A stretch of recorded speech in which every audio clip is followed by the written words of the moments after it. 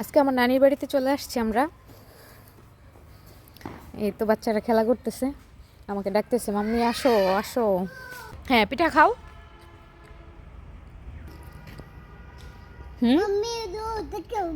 হ্যাঁ, ওদিকে বোম, আসো দেখি এদিকে।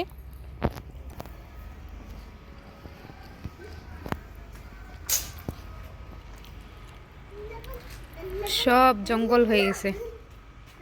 এগুলো আগে গরুর ফার্ম ছিল, এখন গরু নাই, মানুষজন থাকে না, মানুষও নাই, জঙ্গল হয়ে আছে সব।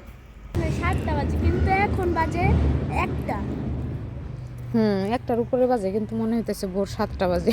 কুয়াশা, রোদ নেই যে আজকে। আম্মু চলো চলে যাই, আসো চলে যাই, আসো আসো আসো আসো। যাও যাও যাও। দেখো তো আপু কি রান্না করে। হাম্বা।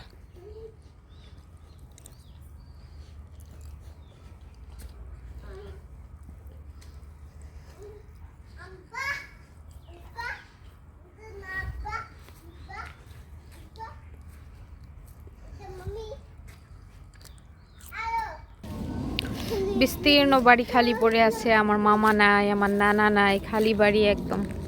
আমার নানা যখন ছিল, এই যে বাড়িতে এই যে গাছের নিচে পাতা পড়ে থাকে, একটা পাতাও পড়ে থাকতো না, এত পরিষ্কার পরিচ্ছন্ন ছিল উনি, যে একটা একটা করে পাতা পরিষ্কার করতো, একটা পাতা পড়লে একটা পাতাই পড়ে থাকতো, পরিষ্কার করতো।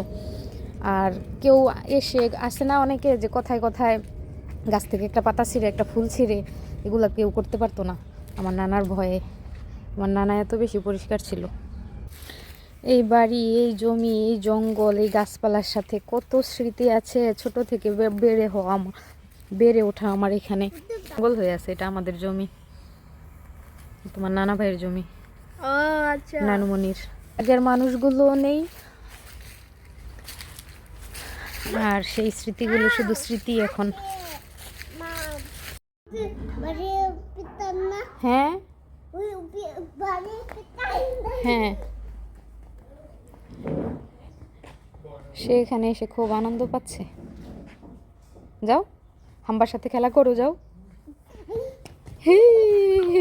এগুলো আপু লাগাইছি।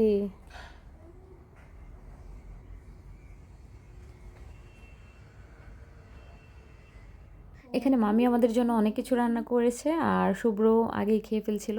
শুভ্র পাপা আসলে তারপর আমরা খেয়েছি। এই যে কত সুন্দর করে মামি সালাদটা সাজিয়েছিল, আর সাথে করেছিল বেগুন ভাজা, করলা ভাজি, বড় মাছ ভাজা, তারপরে মুরগি মাংস, দেশি মোরগ, আবার হচ্ছে শুটকি ভুনা, আমরা শুটকি খেতে পছন্দ করি তাই শুটকি, গরুর মাংস, তারপর ডাল,